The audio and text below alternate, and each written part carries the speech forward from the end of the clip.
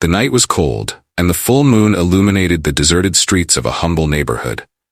Clara, her arms full of bags containing basic supplies for her grandmother, walked briskly. The cold wind howled, but her mind was too preoccupied with overdue bills and yet another failed job interview. Suddenly a deafening noise shattered the silence. The sound of a car skidding violently. Clara ran toward the sound, her legs moving more from adrenaline than reason. At the end of the street, a luxury car had overturned, thick smoke escaping from the hood. "Help!" A muffled voice called from inside. Without a second thought, Clara dropped the bags on the ground and rushed to the vehicle. "Is anyone there?" she shouted, leaning to see through the shattered window. "In here." The man coughed, his voice weak. Clara pulled at the door with all her strength, but it was jammed.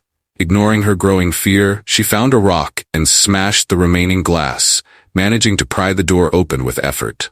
The man, an elegant figure but clearly shaken, was trapped by the seatbelt. "We need to get out of here. The car could catch fire," she said, her eyes fixed on the flames starting to creep from the engine. With a combined effort, Clara freed the seatbelt and helped the man out. They had barely moved away when the car exploded, lighting up the night in shades of orange and red. Clara shielded her face from the heat as the man fell to his knees, gasping for air. "Are you okay?" Clara asked, her voice full of concern. "I think so. You saved me." He looked at her for the first time, his gray eyes gleaming under the fiery light. "That's what matters. I need to call an ambulance." Clara began searching her pockets for her phone. "No, I'm fine," he said, trying to stand but staggering. "Don't be stubborn, you're injured." As Clara insisted, he studied her, fascinated by the determination in her brown eyes and the unexpected strength in her slender figure. He, Arthur Belmont, millionaire and owner of one of the country's largest companies, had never met anyone like her. Direct, courageous, and completely unaware of who he was. Arthur leaned on Clara as she helped him sit on a bench nearby, her hands trembling from both effort and the shock of what had just happened. She pulled out her phone again, determined to call for help. "Please," Arthur said, his voice firm despite his weakened state. "No ambulances. I'll manage." Clara stopped, frowning. "Manage? You just escaped an exploding car. You need a doctor." He let out a dry laugh. "Doctors come with questions, and questions lead to unnecessary complications." Clara crossed her arms, glaring at him. "Unnecessary complications? Your life was just saved, and you're worried about, what? Publicity?" Arthur blinked, caught off guard by her sharp tone. Few people dared to speak to him like that. No one, actually. "It's not about publicity," he said softly, attempting to stand. "It's just complicated." Clara rolled her eyes but didn't press further. She helped him up, noticing how heavy he leaned on her. "Fine. Your choice. But you're lucky to be alive, mister. Where should I take you?" Arthur gestured vaguely down the street. "There's a hotel nearby. I can rest there." She hesitated, her instincts warning her not to trust a complete stranger. Yet looking at his pale face and the torn smoke-stained suit, she couldn't just leave him alone. "All right. But if you collapse, I'm dragging you to the ER, no questions asked." He smirked faintly. "Fair enough." As they walked, the silence between them was broken only by the sound of their footsteps. Clara finally broke it, unable to contain her curiosity. "So what's your name?" "Arthur," he replied, his voice guarded. "Arthur," she pressed. "Just Arthur." She shot him a skeptical glance but let it slide. "Well, Arthur, I'm Clara. And for the record, you're lucky I was around. Not everyone would have run toward a burning car." He gave her a sidelong glance. "I've noticed. And Clara, for the record, I owe you my life." The words hung in the air, heavier than Clara expected. She brushed it off with a shrug. Just doing the right thing. When they reached the hotel, Arthur insisted on paying for a cab to take her home, despite her protests. "It's the least I can do," he said firmly, handing her a wad of cash that made her eyes widen. "Are you crazy?" Clara hissed, shoving the money back into his hand. "I don't need this." Arthur raised an eyebrow, unused to such a reaction. "Consider it cab fare. I don't live far. Save it for someone who actually needs it." Before he could argue further, Clara turned and walked away, her figure disappearing into the dimly lit street. Arthur stood there for a long moment, his thoughts swirling. She didn't want the money. No one ever refused him. Arthur woke up the next morning in the hotel, but his mind wasn't there. The image of Clara, determination in her eyes and unexpected strength in her demeanor, lingered. He was a man used to forgetting faces, even important ones. But Clara, she had stayed. Sipping coffee while skimming the newspaper in the hotel lounge, Arthur called his personal assistant, Ryan. "I need you to find something for me," Arthur said without preamble. "What exactly, sir?" Ryan replied with his usual efficiency. "A woman. She lives in a modest neighborhood near Park Avenue. Her name is Clara. Start a discreet investigation." Ryan hesitated for a moment. "Understood. But if I may ask, is this related to the accident?" Arthur ignored the question.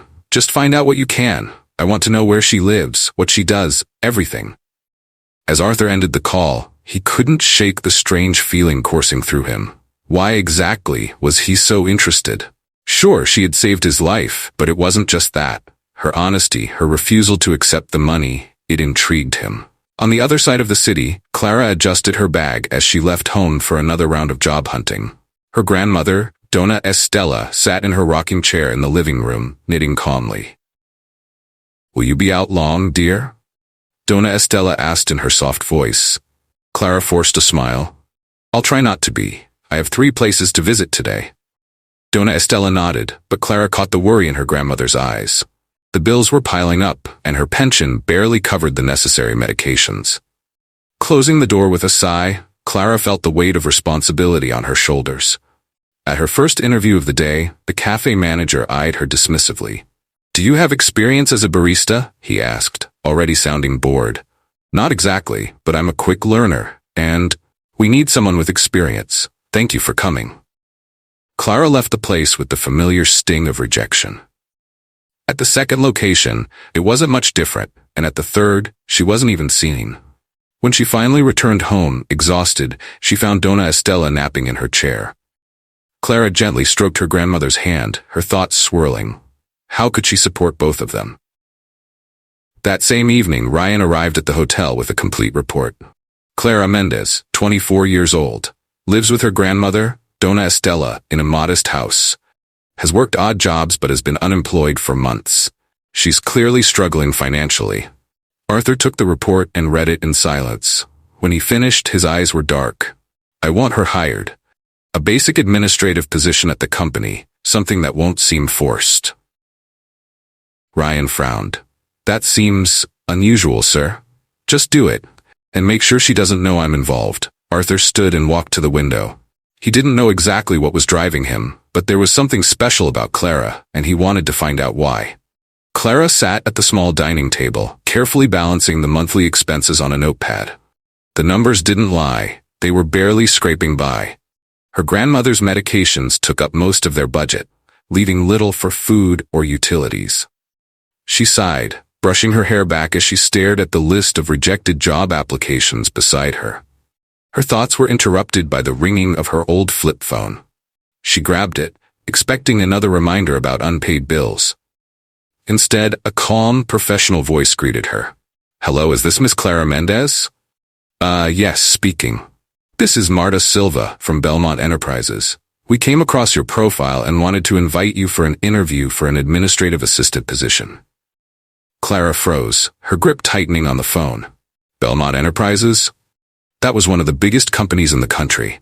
Are you sure you've got the right person?" she asked hesitantly. "Yes, Miss Mendez. We're certain. Your name was referred to us, and we believe you'd be a good fit." Clara's chest tightened. Referred? By whom? It didn't make sense. "All right," she said cautiously. "When should I come?" "Tomorrow at 10 a.m. Our office address will be sent to your phone. Please bring a copy of your resume." As the call ended, Clara sat in stunned silence. Her heart raced with a mix of hope and doubt. Was this real? At Belmont Enterprises, Arthur leaned back in his chair as Ryan entered his office. "It's done. She's been contacted," Ryan said. Arthur nodded, keeping his face impassive. "Good. Ensure she feels welcome but not suspicious." Ryan hesitated before speaking again. "Sir, I still don't understand why you're doing this. Hiring someone with no experience for such a competitive position." Arthur's expression darkened. "Let me worry about that." Ryan gave a small nod and left. Alone, Arthur glanced at Clara's file on his desk. Her face stared back at him from a grainy photo, a mix of determination and vulnerability in her eyes. The next morning, Clara stood outside the towering glass building of Belmont Enterprises, clutching her worn leather bag. The size and sophistication of the place made her feel out of place. Taking a deep breath, she pushed through the revolving doors and approached the receptionist. "I'm here for an interview." "Clara Mendez," she said nervously. The receptionist smiled and directed her to the 14th floor. Stepping into the elevator, Clara's hands grew clammy. When the doors opened, a woman in a tailored suit greeted her warmly. "Miss Mendez, welcome. I'm Marta Silva, the HR manager. Please follow me." As Clara was led into a sleek conference room, she felt both excitement and unease. Marta began asking questions about her past jobs, her skills, and her ability to adapt. Clara answered as honestly as she could, though she worried her lack of formal experience would disqualify her. Finally, Marta closed her notebook and smiled. "Congratulations, Miss Mendez, you've got the job." Clara blinked, her breath catching. I do? Yes, you'll start on Monday. We'll send the details to your email." Staggering out of the building an hour later, Clara felt like she was dreaming. A part of her couldn't help but wonder, why her? From his office, Arthur watched as Clara exited the building, her expression a mixture of joy and disbelief. He couldn't help but smile. There was something satisfying about giving her this chance. But another thought lingered in his mind. Why was he so invested? Clara stood in front of her small closet, pulling out her neatest blouse and trousers. They were faded but clean, and she had carefully ironed them the night before. Today was her first day at Belmont Enterprises. Anxiety twisted in her stomach, but she couldn't let it show. "You look beautiful, my dear," said Grandma Estella from her chair. Smiling softly, Clara turned to her grandmother, who looked proud despite her frail frame. "Thank you, Grandma. I'll do my best." Grandma Estella reached for Clara's hand. "I know you will. You deserve this opportunity." With renewed determination, Clara kissed her grandmother's cheek and left. The office floor of Belmont Enterprises buzzed with activity. Clara's wide eyes took in the glass walls, sleek desks, and well-dressed employees. She felt completely out of place in her worn outfit, but she held her head high. "Miss Mendez, welcome back." Marta Silva approached her with a smile, holding out a badge with Clara's name and photo. Clara took it with trembling fingers. "Thank you for this opportunity. I'll work hard." "We're glad to have you." "Let me introduce you to your supervisor," Marta said, leading her down the hall. They stopped at a spacious corner office, and a tall man with glasses looked up from his desk. "This is Mr. Daniel Ferreira. He'll be your direct supervisor," Marta explained. Daniel stood, offering Clara a firm handshake. "Nice to meet you, Clara. We'll start with a quick orientation and go over your tasks." Clara nodded, her nerves buzzing. She couldn't afford to mess this up. Throughout the day, Clara focused intensely on learning her responsibilities. Filing reports, organizing schedules, and managing emails felt overwhelming at first, but she quickly adapted. Daniel seemed impressed by her eagerness. During lunch, Clara found herself sitting alone in the employee lounge, nibbling on a simple sandwich she had packed.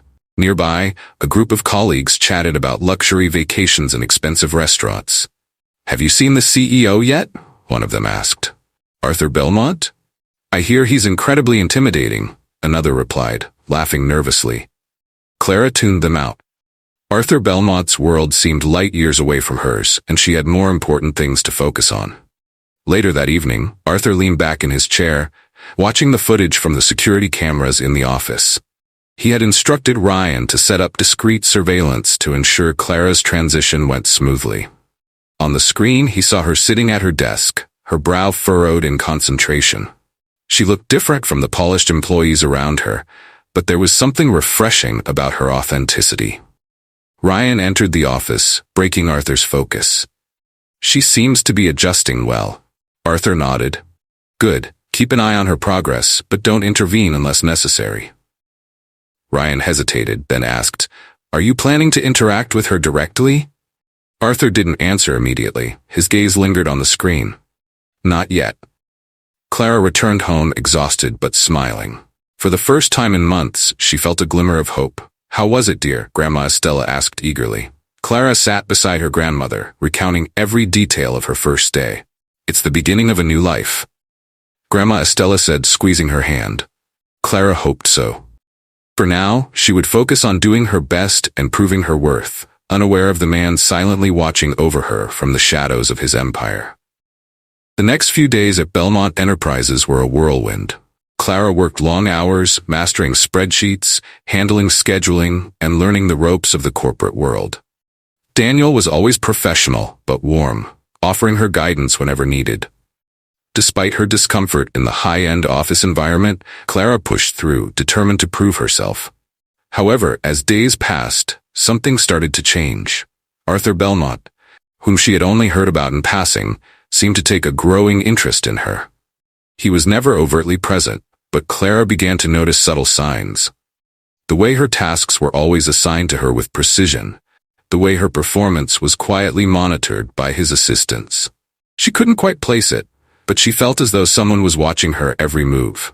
One afternoon, Clara was sitting at her desk, engrossed in a pile of work, when she received an email notification. She clicked it open, thinking it was just another report to review. But this time, it was different. Miss Mendez, I'd like to invite you to dinner tonight. It's important that we discuss a few things. Arthur Belmont. Clara's heart skipped a beat. Dinner? Why would the CEO of the company want to have dinner with her? Her thoughts raced. Could this be a test? Was she being considered for something more? She quickly gathered herself, reminding herself of the professionalism she had to maintain. That evening, Clara arrived at a lavish restaurant, the kind she had only read about in magazines. The host escorted her to a private booth, where Arthur was already seated. He looked impeccable, as always, in a dark suit that somehow seemed to reflect his cold, detached nature. Miss Mendez, I'm glad you could join me, Arthur said, his voice smooth and controlled. Clara sat down, trying to calm the nerves bubbling in her chest. Thank you for the invitation, Mr. Belmont. I'm honored.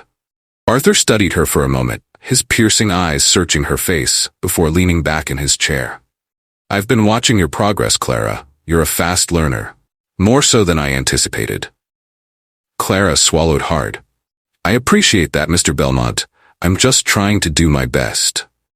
A slight smile tugged at the corner of Arthur's lips. I'm not the kind of man who tolerates incompetence, but I have a feeling you're different. Clara's chest tightened. Was he saying this because he was impressed, or was there an ulterior motive? She wasn't sure. Over dinner, they spoke about work, nothing too personal. Clara couldn't shake the feeling that Arthur was probing, trying to get a better understanding of her, beyond the professional persona she maintained. What do you do in your spare time, Clara? He asked, his tone unexpectedly gentle. She hesitated. I spend time with my grandmother. I'm the one who takes care of her. She's elderly, and she can't do much on her own. Arthur's gaze softened for a fraction of a second, but he quickly masked it with an indifferent expression. Family is important. Yes, it is, Clara replied, feeling the weight of the conversation. She could tell Arthur wasn't the type to express emotion easily, but something about him intrigued her. It was as if there were layers to him, hidden beneath the cold exterior. The evening ended with a polite exchange of pleasantries, and Arthur stood to leave. He didn't offer to walk her out, as Clara had half expected. Instead, he gave her a nod, as if she were just another colleague to him. Good night, Clara. I'll see you at the office tomorrow. Good night, Mr. Belmont, and thank you again. As Clara made her way back to her small apartment, she couldn't help but reflect on the dinner. Arthur Belmont was as enigmatic as the world he inhabited. But something in the way he looked at her, something behind those cold eyes, made her wonder if there was more to him than the ruthless CEO everyone spoke about. Later that night, as Clara sat at her desk, working on a report, her phone buzzed with a new message. I noticed your dedication. If you ever need anything, don't hesitate to ask, Arthur Belmont. Clara blinked at the message. It was unexpected. In all the time she had spent working at Belmont Enterprises, no one had ever reached out to her like this.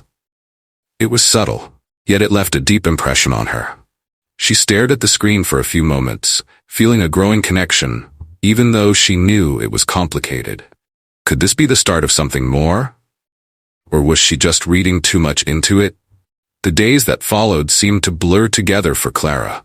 Work at Belmont Enterprises continued to demand her full attention, and she threw herself into her tasks with even more determination. but there was a part of her that couldn't forget the dinner with Arthur. The message he had sent lingered in her mind, making her wonder what it truly meant. She tried to shake the thought away, reminding herself that she was just another employee to him, nothing more. However, the more she thought about it, the more Clara realized that something had changed. Arthur's behavior, though still enigmatic, seemed to have softened when it came to her. She could feel his eyes following her at the office, the subtle way he made sure she was included in important projects. She knew it was part of his role as CEO, but there was a tension in the air whenever they interacted, a tension she hadn't been able to ignore. A week after their dinner, Clara found herself in the break room, making a quick cup of coffee before heading back to her desk. As she poured the hot liquid into her cup, the door swung open and Arthur entered. He looked as composed as ever, his suit immaculate and his face as unreadable as always. "Miss Mendez," he greeted her, his voice low, but with an edge that made her heart race. "Mr. Belmont," Clara replied, attempting to sound calm. Her nerves betrayed her, and she quickly lowered her gaze. Arthur walked over to the counter, standing next to her as he made his own coffee. For a moment, there was an uncomfortable silence between them. Clara could feel his presence like a shadow, something she had learned to recognize but never fully understand. "I see you're still keeping up," he said finally, his gaze shifting from his cup to her. "Your reports have been exemplary." Clara nodded, unsure of how to respond. "Thank you, Mr. Belmont. I'm just doing my job." "Yes, well," he paused, and for a brief moment Clara saw a flicker of something in his eyes. It was fleeting, but it was there, something unspoken. "You're a hard worker, Clara. I respect that." She swallowed, feeling an unfamiliar warmth spread through her chest. "I try my best." Arthur took a step closer, his voice lowering. "I believe you. I've been following your progress closely. I want to see you succeed here." Clara turned slightly, catching his gaze. There was something different in his eyes now, something that wasn't just professional, but personal. Before she could think too much about it, Arthur cleared his throat, stepping back to his usual distance. "I'll see you later, Miss Mendez." "Goodbye, Mr. Belmont," she replied softly, trying to maintain her composure as she watched him leave. The rest of the day felt like a blur for Clara. She couldn't stop thinking about what had just happened. Arthur had been kind to her. But it was more than just kindness. There was something else in his words, something hidden beneath the surface. Later that evening, as Clara returned to her apartment, she found Donna Estela sitting by the window, knitting. The warm glow of the lamp illuminated her face, and Clara couldn't help but smile as she sat beside her grandmother. "How was your day, dear?" Donna Estela asked, glancing up from her work. "It was fine," Clara replied, though her mind was elsewhere. "It's just, I think something's changed at work." Donna Estela raised an eyebrow, sensing the unease in Clara's voice. "What do you mean?" Clara hesitated. "Arthur Belmont, he's been paying more attention to me, not just as my boss, but differently. I don't know what it means." "Ah," Donna Estela said with a knowing smile. "Love, my dear, can be a complicated thing." Clara laughed nervously. "It's not love, Grandma. It's just confusing. I don't know if he sees me as a colleague or something else." Donna Estela put down her knitting, her expression softening. "Follow your heart, Clara. But remember, don't let anyone take advantage of your kindness. Stay true to yourself." Clara nodded, taking comfort in her grandmother's words, though a part of her couldn't help but wonder if Arthur was starting to see her differently. And if so, what would it mean for both of them? The following week, Clara found herself in a meeting with Daniel and several other colleagues, discussing an upcoming project. Arthur had requested her input on the project, which was a first. She felt the eyes of her colleagues on her, but she focused on the task at hand, doing her best to contribute valuable ideas. As the meeting continued, Clara glanced over at Arthur, who was sitting at the head of the table, watching her closely. His eyes were intent, but there was a softness in his gaze that made her heartbeat quicken. After the meeting, as everyone was gathering their things, Arthur stood and approached her. "Good work, Clara," he said, his voice quieter now, away from the eyes of the room. "I was impressed with your input. You've been a valuable asset." Clara smiled, though her heart was racing. "Thank you, Mr. Belmont. I'm just doing my best." Arthur nodded, stepping closer. Keep it up. I'm looking forward to seeing what else you're capable of. The tension between them was palpable, but neither spoke of it. As Clara watched him leave, she couldn't help but wonder just how much her life was about to change. The weeks that followed were a whirlwind for Clara. She had become a key player at Belmont Enterprises, her performance exceeding all expectations. Her work ethic was unmatched, and Arthur took note of it at every turn. Though their interactions were professional, there was an undeniable shift between them. The subtle gestures, the lingering glances, the private conversations, it all made Clara's heart race. But every time she caught herself feeling something more than professional admiration for Arthur, she quickly reminded herself of their differences. Clara was still struggling to make ends meet, caring for her grandmother, who was growing weaker with age. The weight of her responsibilities never left her, but her position at Belmont Enterprises had opened new doors that could change her life if she dared to walk through them. One afternoon, Clara sat in her office reviewing a proposal when her phone buzzed. She picked it up to find a message from Arthur. "Meet me in my office in 10 minutes. We need to talk about something important." Her heart skipped a beat. She couldn't help but feel nervous. What did he want to discuss? She had no idea, but she couldn't let her mind wander. She had to remain professional. She gathered her thoughts and walked down the hall to Arthur's office. When she knocked and entered, Arthur was standing by the window, looking out over the city. He turned as she entered, his usual cool demeanor in place, but his eyes softened when they met hers. "Clara," he greeted her, his voice low and controlled. "Mr. Belmont, you wanted to speak with me?" Clara asked, trying to keep her tone steady. Arthur motioned for her to sit, and she did, nervously smoothing the fabric of her skirt. There was a long pause, and Clara couldn't help but feel the weight of his gaze on her. "I've been impressed with your progress here," Arthur said, his voice calm but firm. "You've shown initiative, dedication, and talent. I believe it's time for you to take on more responsibility." Clara blinked, unsure if she had heard him correctly. "More responsibility?" she asked. Arthur nodded. "I'm offering you a promotion, a senior role in the company. You'll have more control over the projects, and your voice will be heard more prominently in meetings." Clara's mind raced. A promotion? This was everything she had worked for. But part of her hesitated. Was Arthur offering this because of her professional abilities, or was there something else at play? That's incredible, Mr. Belmont," she said, trying to keep her excitement in check. "I won't disappoint you." Arthur smiled slightly, though there was a trace of something else in his expression. "I know you won't, Clara. You've proven yourself time and again." Clara couldn't help but feel a swell of pride, but at the same time she felt a rush of unease. Arthur's interest in her was starting to cross the line from professional to personal, and she wasn't sure if she was ready for that.